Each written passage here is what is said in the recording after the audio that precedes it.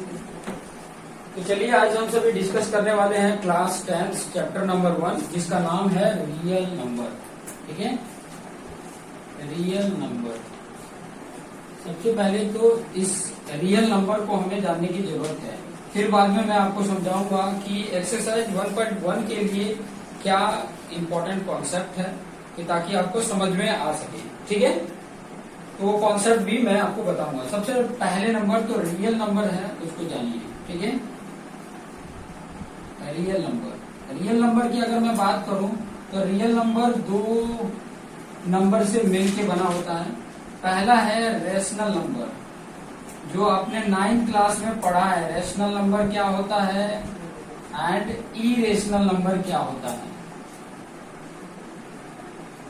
Irrational number क्या होता है जो आपने 9th में पढ़ा है, फिर भी एक बार रिकैप यहाँ पर करते हैं कि आपको समझ में आ सके। ठीक है, अब रेशनल नंबर जो समझते थे, रेशनल नंबर वो क्या था, 3 तरीके से समझते थे। एक तो होना चाहिए p/q के फॉर्म में, जितने भी फ्रैक्शन है वो क्या होना चाहिए, p/q के फॉर्म में होने चाहिए। और यहाँ पर p है और q है वो बिलोंग टू इंटीजर होना चाहिए। z मतलब इंटीजर, आगे इंटीजर भी बताऊंगा इंटीजर क्या है। pq belong to integer except q क्या होना चाहिए, इज नॉट इक्वल टू 0 होना चाहिए। q कभी भी 0 नहीं होना चाहिए।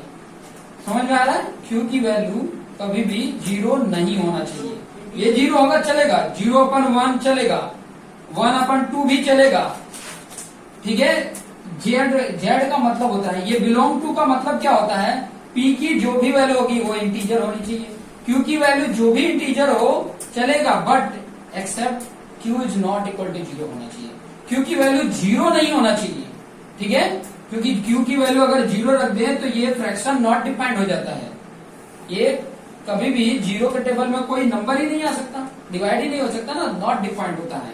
तो ये कंडीशन है। फॉर एग्जाम्पल अगर किसी ने पूछ दिया 0 इज अ रेशनल और इरेशनल, कोई 0 पूछ दिया तो 0/1 लिख सकते हैं। आपको पता है कि फ्रैक्शन में नीचे डिवाइड डिनोमिनेटर में 1 तो लिख ही सकते हैं किसी के भी। तो 0/1 ये 0 नहीं है, ये 0 तो चलेगा। ठीक है, तो ये क्या है, 0 भी क्या है, रेशनल नंबर है। ठीक है, ये आपने 9th क्लास में पढ़ा था, p/q के फॉर्म में होना चाहिए। बस ध्यान रहे q is not equal to 0 होना चाहिए। ऐसे अगर आपको कोई भी फ्रैक्शन दिख रहे हैं तो क्या होंगे, रेशनल नंबर होंगे। क्लियर। दूसरा आपने इसमें कॉन्सेप्ट देखा था डेसिमल एक्सपांशन। डेसिमल एक्सपांशन आपने देखा होगा, मतलब डेसिमल के फॉर्म में देखा होगा। वो कैसा होना चाहिए, टर्मिनेट होना चाहिए। टर्मिनेट मतलब जब डिवाइड करते हो तो पूरा का पूरा डिवाइड हो जाता हो, डेसिमल में आकर भी एक समय तक वो डिवाइड कंप्लीट हो जाता हो, मतलब करते करते रिमाइंडर 0 आ जाता हो। उस डेसिमल के फॉर्म को, जो क्वेश्चन आता है ना डिवाइड करने पे, मान लो ऐसे फ्रैक्शन रहा होगा, इसको डिवाइड किए, डिवाइड करने के बाद उसका डेसिमल एक्सपांशन जो आ रहा है वो टर्मिनेट हो जा रहा है। एक समय के बाद डेसिमल के कुछ नंबर तक आते आते वो रिमाइंडर 0 हो जाता है, मतलब कंप्लीटली डिवाइड हो जाता है। तो ऐसे डेसिमल नंबर को हम क्या बोलेंगे, रेशनल नंबर बोलेंगे। समझ में आया? जैसे फॉर एग्जाम्पल, यहाँ पर एग्जाम्पल भी मैं बता देता हूँ। जैसे ऐसे दे दिया 0.52, अगर इसके बाद कहीं डॉट डॉट डॉट डॉट लगाया हो ना, डॉट डॉट, तो समझ जाना वो इरेशनल नंबर है। इसके आगे कहीं डॉट डॉट डॉट 3 डॉट लगाया है तो समझ जाना कि वो इरेशनल नंबर है। आगे वो कंटिन्यू है और पता नहीं क्या क्या नंबर आ रहा है। समझ में आ रहा है? तो ये चीजें ध्यान में रखना। अभी डॉट डॉट लगाया भी हो, आगे मैं वो भी बताता हूँ। डॉट डॉट लगाया हो तो भी रेशनल होता है, कैसे वो भी बताऊंगा। ठीक है, ये ऐसे नंबर है जिसके आगे डॉट डॉट नहीं है। दूसरा कोई ऐसे दे दिया 0.02346 ऐसे करके, आगे अब कोई नंबर नहीं है और डॉट भी नहीं है। तो ऐसे नंबर, ठीक है, क्या होते हैं, रेशनल नंबर होते हैं। क्लियर।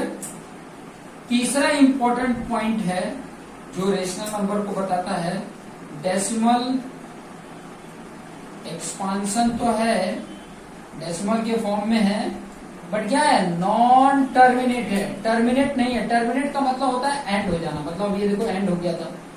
नॉन टर्मिनेट मतलब एंड ही ना हो, कंटिन्यूअस चलते जा रहा हो। बट यहाँ पे बोल रहा है बट क्या होना चाहिए, रिकरिंग होना चाहिए। क्या होना चाहिए, रिकरिंग। रिकरिंग को रिपीटिंग भी बोला जाता है। क्या बोला जाता है, रिपीटिंग। बार बार सेम नंबर आता है। आप लोगों ने कई बार किया होगा, बार बार नंबर जैसे ऐसे करके, फॉर एग्जाम्पल अगर मैं बोलूँ ऐसे आ जाए 0.1111 डॉट डॉट डॉट। देखो यहाँ डॉट डॉट आया है, लेकिन देखो यहाँ से देख रहे हैं तो सब सेम ही नंबर आ रहा है। तो इसको हम दूसरे तरीके से भी लिख देते हैं 0.1 पे बार। 9th क्लास में आपने देखा होगा, बार लगा हो या ऐसे सेम नंबर हो और डॉट डॉट डॉट डॉट हो। अलग नंबर होते ना और डॉट डॉट होता तब रेशनल नहीं होता। तो पता नहीं क्या क्या आ रहा है, कुछ भी आ रहा है, पैटर्न सेम नहीं है। जब सेम पैटर्न ना हो तब डेसिमल एक्सपांशन नॉट टर्मिनेट भी है, एंड ही नहीं है, वो आएगा ही, कभी एंड ही नहीं होगा। लेकिन सेम नंबर हो रहा है, रिकरिंग हो रहा है, तब ये क्या होगा, रेशनल नंबर होगा। इरेशनल नंबर के लिए डेसिमल एक्सपांशन में ही आता है। डेसिमल एक्सपांशन, डेसिमल एक्सपांशन आता है, न तो ये टर्मिनेट होता है, नॉन टर्मिनेट होता है, टर्मिनेट एंड नॉन रिकरिंग। ये रिपीट भी नहीं होता है और टर्मिनेट भी नहीं होता है। जैसे कोई ऐसे एग्जांपल के तौर पे ऐसे नंबर दे दिया 0.823421 डॉट डॉट डॉट डॉट, उसका एंड ही नहीं है और सब पैटर्न अलग अलग आ रहे हैं।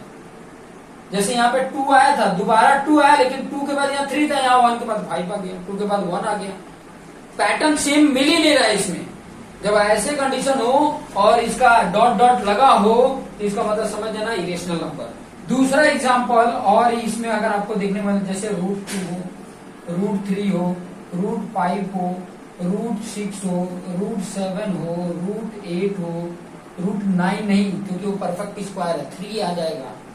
ठीक है, तो ये चीजें ध्यान रखें। ऐसे नंबर भी क्या होते हैं, इरेशनल नंबर होते हैं। साथ साथ में और भी एग्जांपल में जैसे कि पाई आ गया, पाई भी नंबर क्या है, पाई की जो वैल्यू होती है ना 3.14 ही नहीं होती है, 3.1416 डॉट डॉट डॉट ऐसे, और उसका कभी भी पैटर्न सेम नहीं मिलता है। इसीलिए पाई को भी क्या गिनते हैं, इरेशनल नंबर। क्लियर हो गया। अब रेशनल नंबर जो मिल के बना होता है वो कौन से दो नंबर से मिल के बना होता है वो मैं यहां पर बता देता हूं। रेशनल नंबर में अगर आप देखेंगे रेशनल नंबर, तो उसमें आपको देखने को मिलेगा, ऐसे बोल सकते हो, रेशनल नंबर में एक तो होगा फ्रैक्शन में, चलो इसको जाने दो, इसमें बहुत सारे कॉम्बिनेशन हैं, लेकिन मैं सिर्फ ये बता देता हूं इस रेशनल नंबर में क्या क्या आ सकते हैं। एक तो है आपका आएगा इंटीजर, इंटीजर के बारे में जान लो, ठीक है। उसके बाद whole number, whole number, whole number और इंटीजर। होल नंबर इंटीजर में आता है, लेकिन सभी इंटीजर होल नंबर नहीं होते हैं। नंबर समझ लो, अभी इसके बारे में बता देता हूँ। और एक आता है नेचुरल नंबर, आप लोगों ने इसके बारे में पढ़ रखा है, फिर भी एक बार बता देते हैं कि ताकि आपको आइडिया मिल जाए, ठीक है। इंटीजर जो होता है, सारे नेगेटिव नंबर, सारे जितने भी नेगेटिव नंबर है सारे इंटीजर है। जितने भी नेगेटिव, पॉजिटिव, जीरो, सारे जितने भी नंबर दिख रहे हैं, कैसा, नंबर फॉर्म में हो, डेसिमल फॉर्म में ना हो, सभी नंबर हो। जैसे कि -2, -3, -4, -5, 0, 1, 2, 3, 4, पॉजिटिव नंबर, नेगेटिव नंबर और जीरो, ये सभी मिला के क्या होते हैं, इंटीजर होता है। इसको इंडिकेट Z से भी करते हैं, कई बार C से भी करते हैं, G से भी करते हैं, ज्यादातर Z से इंडिकेट करते हैं, ठीक है। होल नंबर जो होता है जीरो और ऑल पॉजिटिव नंबर होता है। पॉजिटिव नंबर मतलब 1, 2, 3, 4, 5, 6। जीरो भी होता है, जीरो से लेके 0, 1, 2, 3, 4, 5, 6 से लेके इंफिनिटी तक, ये सारे नंबर किसमें आते हैं, होल नंबर। कहां से, 0, 1, 2, 3 डॉट डॉट डॉट इंफिनिटी तक। ये कहां पे आएगा, -∞ डॉट डॉट डॉट -3, -2, -1, 0, 1, 2, 3, 4, मतलब इसमें ये नंबर भी इसमें आ रहे हैं, है ना।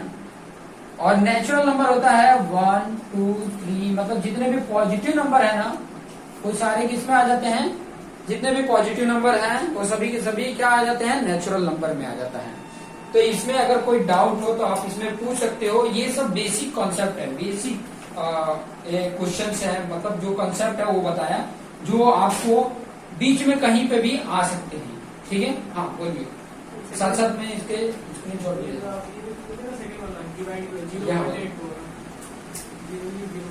ये वाला, हाँ यहाँ पर देखोगे ना कि देखो ये डेसिमल एक्सपांशन है, डेसिमल के फॉर्म में है, but dot dot dot dot आगे, डॉट डॉट डॉट मतलब और भी नंबर आते जाएंगे अनगिनत, कभी भी इसका एंड ही नहीं होगा। नॉन टर्मिनेट मतलब कभी भी एंड नहीं होगा। इसका डिवाइड जब जो भी इसका फ्रैक्शन फॉर्म में रहा होगा उसका ये डेसिमल फॉर्म है, तो डेसिमल फॉर्म में लिखा होगा, तो डेसिमल फॉर्म में लिखा होगा। बार लग गया तो मतलब वो भी तो, हाँ बार लगा होगा तो, इसमें बार लगा ही नहीं है, इसमें बार लगा होगा तो रेशनल नंबर में रेशनल में आ जाएगा। अगर बार लग गया है तो रेशनल नंबर, मतलब वो बार लगने का मतलब है रिपीट, वही नंबर बार बार आएगा, ये बार लगने का मतलब है। ये जो बार लगने का मतलब है सेम ये नंबर अगर 2 पे लगा है तो 2 2 वो सेम ही आ रहा है, पैटर्न आते ही जाएंगे, समझ में? तो पैटर्न आ रहा है तो वो रेशनल नंबर में आएगा। ठीक है, जो डिफरेंट आते जा रहा है, डॉट डॉट लगा है मतलब नॉन टर्मिनेटिंग है, टर्मिनेट ही नहीं हो रहा है, एंड ही नहीं है, वो जाते जा रहा है, जाते जा रहा है, कहीं उसकी एंड ही नहीं है। मतलब आप डिवाइड करते जाओगे, डिवाइड करते जाओगे, आगे बढ़ते जाओगे, उसका एंड ही नहीं आएगा। और कोई डाउट है इसमें? क्लियर ना? तो चलो अभी नेक्स्ट टॉपिक पे चलते हैं।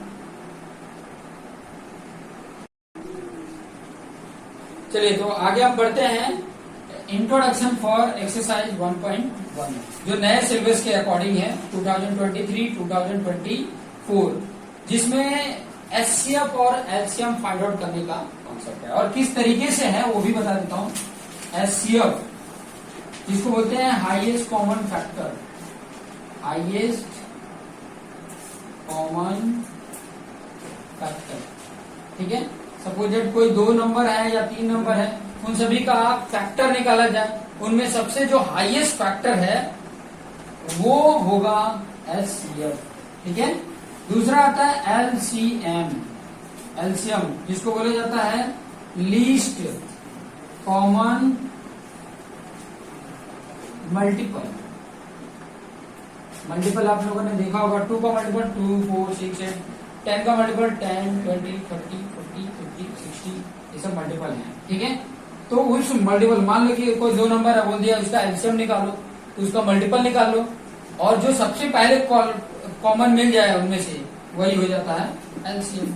ठीक है, और इसमें हाईएस्ट कॉमन फैक्टर मतलब जो भी 2 नंबर या 3 नंबर में पूछे तो उसका आप फैक्टर निकालो, फैक्टर में जो सबसे मैक्सिमम से मैक्सिमम फैक्टर मिल जाए, ज्यादा से ज्यादा बड़ा से बड़ा फैक्टर, वो हो जाएगा एचसीएफ। ठीक है, क्लियर हो गया? ठीक है, अब यहाँ पर ये फाइंड आउट कैसे करेंगे, ठीक है, ध्यान से समझना। इसके फाइंड आउट करने के लिए तरीके मैं यहाँ पे बताने वाला हूँ। एचसीएफ फाइंड आउट करने के पहले यूक्लिड डिवीजन एल्गोरिथम था, यूक्लिड डिवीजन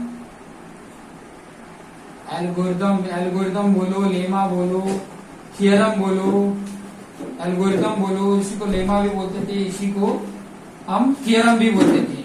इसके बेस पे ही फाइंड आउट होता था, बट ये जो चैप्टर था इसने निकाल दिया है।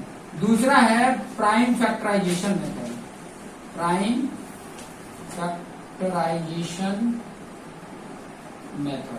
ठीक है, जो आपको एक्सरसाइज 1.1 में सॉल्व करना है। ठीक है, तीसरा एक फॉर्मूला बेस, वो भी मैं आपको बता दूंगा, फॉर्मूले के बेस पे फाइंड आउट करना है। तो अभी जो एक्सरसाइज 1.1 के लिए इंपॉर्टेंट है वो है प्राइम फैक्टराइजेशन मेथड। तो कैसे उसको प्राइम फैक्टराइजेशन मेथड से सॉल्व करेंगे, जैसे फॉर एग्जांपल में मैं आपको टेक्निक बता रहा हूं कि किस तरीके से उसको सॉल्व करेंगे। ठीक है, जैसे सपोज दैट बोल दिया कि फाइंड एचसीएफ ऑफ 8 and 24, ये 2 नंबर हैं जिनके आपको क्या करना है, एचसीएफ फाइंड आउट करना है। HCF by prime factorization method बोल दिया हो, प्राइम फैक्टराइजेशन मेथड। तो कैसे करेंगे, 8 का आपको जैसे फैक्टर निकालते हो वैसे निकाल लो, 2 आप 2 4 जा हो गया, 2 2 जा हो गया, 2 1 जा हो गया। ऐसे 24 का भी निकाल लो, 2 12 जा, 2 6 जा, 2 3 जा, 3 1 जा। इट मीन्स 8 का अगर आप फैक्टर निकालोगे तो क्या होगा, 2 इंटू 2 इंटू 24 के फैक्टर आप देखोगे तो क्या होगा 2 इंटू 2 इंटू 2 इंटू 3। अब एचसीएफ के लिए मैंने क्या बताया था, हाईएस्ट कॉमन फैक्टर। कॉमन क्या है, एक आपने ये कॉमन ले लिया, एक आपने ये कॉमन ले लिया, एक आपने ये कॉमन ले लिया, और कोई कॉमन दिख रहा है नहीं है, तो इसका एचसीएफ क्या हो जाएगा 2 इंटू 2 इंटू 2। यही 3 कॉमन है ना, तो उन्हीं का मल्टीपल लिख देंगे, कितना हो गया। एचसीएफ किसका आ गया, एचसीएफ 8 और 24 का एचसीएफ क्या आ गया 8 आ गया। 8 और 24 का एचसीएफ 8 आ गया। ठीक है। दूसरा एक और टेक्निक है, वो यूक्लिड डिवीजन एल्गोरिथम, उसी के बेस पे बना था, मैं यहां पर बता देता हूं इस जगह पे। अब जो सबसे छोटा नंबर है ना, बड़े वाले नंबर को आपने क्या कर लेना है, डिविडेंड ले लेना है, और छोटे वाले नंबर को डिवाइजर ले लेना है। कितनी बार में कट जा रहा है, 8 3 जा 24। अगर रिमाइंडर 0 हो गया तो जो डिवाइजर है वही एचसीएफ हो जाता है, जो डिवाइजर है वही क्या हो जाता है, एचसीएफ हो जाता है। ठीक है। कोई अदर नंबर ले लेते हैं, जैसे मैंने ले लिया कोई भी नंबर ले लो, 25 ले लिया और 56 ले लिया। ठीक है। तो 25 और 56 का अगर मैं यहाँ पे डिवाइड करके देखूं, ये समझ में आ गया होगा। यहाँ पर एक बता देता हूँ, यहाँ पर ये तो दिख रहा होगा ना, मैं 25 छोटा नंबर बड़ा नंबर को डिविडेंड ले लेता हूँ। अभी ये डिवाइड करूंगा, 25 2 जा क्या हो जाएगा 50। अब यहाँ पे रिमाइंडर कितना है 6। अब जो रिमाइंडर है वो डिवाइजर हो जाएगा, और जो डिवाइजर था वो डिविडेंड हो गया। अब फिर इससे डिवाइड करो, समझ में आ रहा है। जो रिमाइंडर था वो डिवाइजर हो गया अभी, और जो डिवाइजर था वो डिविडेंड हो गया। फिर बाद में डिवाइड करो 6 से इससे, तो 6 4 जा 24 होगा। अभी आया 1, अभी इस 1 से फिर ये रिमाइंडर हो गया, ये डिवाइजर को यहाँ पे डिविडेंड कर लिया, तो 1 6 जा 6। अब 0 आ गया, अब ये 0 आ गया, रिमाइंडर 0 आ गया, तो जो डिवाइजर से ये 0 आया है वही डिवाइजर इसका एचसीएफ हो जाता है। तो इस 56 और 25 का एचसीएफ क्या हो जाएगा, 1 होगा। एचसीएफ क्या होगा, 1 होगा। ये समझ में आया। प्राइम फैक्टराइजेशन की हेल्प से इस तरीके से फाइंड आउट करते हैं। क्लियर।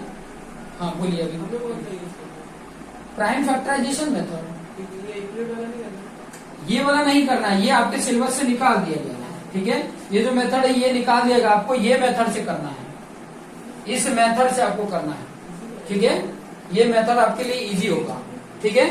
अभी इसी में मैं आपको एलसीएम निकालने का भी मेथड आपको समझाता हूँ। बाय प्राइम फैक्टराइजेशन एलसीएम कैसे निकालेंगे। ठीक है।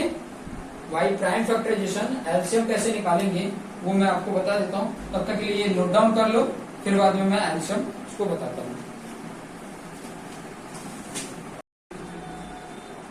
चलिए, तो यहाँ पर हम सीखने वाले हैं एलसीएम। ठीक है। LCM by prime factorization. ठीक है। प्राइम फैक्टराइजेशन से एलसीएम कैसे फाइंड आउट करते हैं। वही नंबर ले लेते हैं या कोई दूसरा नंबर ले लो, जैसे मैंने ले लिया 24 और 72। इन दोनों का आपको एलसीएम फाइंड आउट करना है। इन दोनों का एलसीएम क्या होगा, तो कैसे फाइंड आउट करेंगे। जैसे मैंने आपको बोला था 24 का आप निकाल लो। 24 का कैसे निकालेंगे, 24 का इस तरीके से निकाल लेते हैं। ठीक है। 2 12 जा, 2 6 जा, 2 3 जा, 3 1 जा। फिर 72 का निकाल लो। 2 के टेबल में जाएगा 36 बार में, फिर 2 18 बार में, फिर 2 9 बार में, फिर 3 1 बार में, सॉरी 3 3 जाए और 3 1 जाए। ये आ गया आपके पास। अब इसको आप यहाँ पे लिख सकते हो। कैसे लिखोगे, देखो 24 का आप क्या लिख सकते हो, 2 कितने हैं 3 है ना, 2 पे 3 पावर लिख सकते हैं, और ये सिंगल 3 है तो 3 लिख सकते हैं। ऐसे ही इसका अगर फाइंड आउट करोगे 72 का, तो क्या है 2 का 3 है, एंड 3 पे कितने पावर है। क्लियर। अब यहाँ पे देखो एचसीएफ फाइंड आउट करते थे, क्या करते थे, हाईएस्ट कॉमन निकालते थे। एलसीएम में क्या करेंगे वो ध्यान से समझिए। एलसीएम में क्या करने वाले हैं, एलसीएम में जो कॉमन मैक्सिमम, जो भी कॉमन हो मैक्सिमम वाले को कंसीडर करते हैं। मैक्सिमम देखो इन दोनों तो सेम है, 2 पे 3, 2 पे 3 है, तो ये 2 पे 3 ले लिया, इनटू यहाँ पे 3 पे 1 है, यहाँ पे 3 पे 2 है, तो जो मैक्सिमम पावर वाला है उसको कंसीडर करेंगे 3 पे 2। और भी कोई नंबर अगर सिंगल है, कॉमन नहीं है, तो उसे भी इसमें कंसीडर कर लेंगे। ठीक है। और इनका मल्टीपल निकाल लेंगे तो वही उसका क्या हो जाता है, एलसीएम हो जाता है। अब इसका मल्टीपल कर लो, एकदम सेम ही है यही, इसका मतलब 72 ही होगा। इन दोनों नंबरों का 24 और 72 का एलसीएम क्या है, 72 है। इसका मतलब है कि जो छोटा नंबर है उसके टेबल में बड़ा नंबर आता है, ये भी है, ये भी फैक्ट है। एलसीएम निकालते हैं, मैंने पहले भी बताया है कि अगर एलसीएम निकालते हैं तो उसमें स्मॉल नंबर अगर वो उसके टेबल में बड़ा वाला जो नंबर आता है तो वही उसका एलसीएम हो जाता है बड़े वाले नंबर का। हाँ, क्वेश्चन पूछिए। सर ये कॉमन ये तो हमारे सेकंड वाला स्क्वायर में था और एक्स में ये नंबर और इस नंबर का मल्टीपल करोगे, ठीक है, देखो 72 और 24 का ये फैक्टर है, ठीक है, फैक्टर समझ में आ गया। अब यहाँ पर ध्यान देना कि एलसीएम के लिए होता है कि जो हाईएस्ट कॉमन है वो प्लस जो कॉमन नहीं है उन सब का मल्टीप्लीकेशन एलसीएम होता है। जो कॉमन में देखो ये कॉमन है, उसमें से हाईएस्ट पावर वाला कौन सा है, दोनों सेम है तो कोई भी ले सकते हैं। इसमें इन दोनों में देखोगे हाई सेम है लेकिन हाईएस्ट पावर किसका है, इसका है। तो इससे हाईएस्ट होना चाहिए और कॉमन भी होना चाहिए। हाँ, कॉमन अगर नहीं है कोई नंबर, मान लो यहाँ पर एक और कोई 5 नंबर आ गया होता, अगर ये 5 आ गया होता तो ये 5 को भी मल्टीपल में लेते, या इसमें 5 आ गया होता तो ये 5 को भी इसमें मल्टीपल में लेते। अगर आता तो, आया नहीं आता तो ये 5 भी यहाँ पे मल्टीपल लेते हैं। मतलब जो कॉमन है उसमें से हाईएस्ट वाला कॉमन लेना है, चाहे ऊपर हो चाहे नीचे हो, ठीक है, और जो कॉमन नहीं है उसे भी लेना है, किसमें, एलसीएम फाइंड आउट करने के लिए। और कौन से मेथड से, प्राइम फैक्टराइजेशन मेथड से। दूसरा आपको कॉन्सेप्ट आपको आता है ये वाला, जैसे दो नंबर है तो 24 72 इसका एक साथ निकाल लेते हो, ये 2 12 जा और ये 2 36 जा, फिर 2 से ये 6 बार में, ये 18 बार में, फिर बाद में ये 2 से ये 3 बार में और ये 9 बार में, 3 से ये 1 बार में, ये 3 बार में, फिर 3 से ये 1 और ये 1 हो जाता है। इनका आपस में मल्टीपल करते हैं तो हमें क्या मिल जाता है, एलसीएम मिल जाता है। ये चेक करने के लिए यूज कर सकते हो, बट ये प्राइम फैक्टराइजेशन मेथड नहीं है, ये वाला मेथड है, ये सिलेक्शन मेथड है। बाकी आप करने के लिए, आप चेक करने के लिए आप रफ में ये कर सकते हो, ठीक है, ये टेक्निक है। हालांकि इसी टेक्निक के बेस पे ये आया भी है, यही टेक्निक के बेस पे ये इसको लेकर भी आया गया। प्राइम फैक्टराइजेशन मेथड से इस तरीके से करेंगे। कई सारे क्वेश्चन जब करेंगे तो आइडिया मिलेगा, ठीक है, एक से आइडिया नहीं मिलता, और भी क्वेश्चन करेंगे तो आइडिया मिलेगा। जैसे कोई और मैं ले लेता हूँ, फॉर एग्जाम्पल दूसरा ही कोई ले लेता हूँ, 72 न लेकर के कोई और नंबर मैं ले लेता हूँ, ठीक है, जिससे आपका कंफ्यूजन क्लियर हो। जैसे मैं ये ले लिया, कोई नंबर ले लिया, 24 ले लिया और 64 ले लिया, ठीक है, ये दो नंबर ले लिया, ठीक है। एग्जाम्पल के लिए मैं इजी ले रहा हूँ ताकि आपको आसानी से समझ में आ सके। अब 24 का आपने निकाला, क्या आया, 2⁻3, यही आया ना, इंटू 3 आया, यही आया। 64 का अगर मैं निकालता हूँ तो क्या आएगा, देख लो यहाँ पर, हालांकि मुझे पता है, मैं तो बता ही देता, लेकिन फिर भी एक बार कर सकते हो। 4 2 1, तो ये हो गया, ठीक है। 2 पे कितने पावर हो गए, 6 पावर हो गया, और कोई नंबर नहीं है। अब इसमें से आप अगर इसको एलसीएम निकालोगे तो क्या क्या निकालोगे, देखो एलसीएम क्या होगा, जो मैक्सिमम, देखो ये कॉमन है, इसमें से मैक्सिमम वाला उठाओगे, और जो कॉमन नहीं है, ये कॉमन नहीं है ना, इसको भी इसमें मल्टीपल लिखोगे, वो भी ले लेते हैं, क्योंकि वो भी कॉमन में नहीं है, वो भी नंबर इसमें मल्टीपल में ले लेते हैं। मल्टीपल कोई डिवाइड नहीं रहता, सब मल्टीपल लेते हैं, ठीक है। अभी ये 64 है ये, और ये 3 मल्टीपल करो, 3 4 जा 12 और 3 6 जा 18 192, इन दोनों का एलसीएम हो जाएगा। इस तरीके से एलसीएम हम निकालेंगे। नेक्स्ट पार्ट हम नेक्स्ट वीडियो में देखेंगे।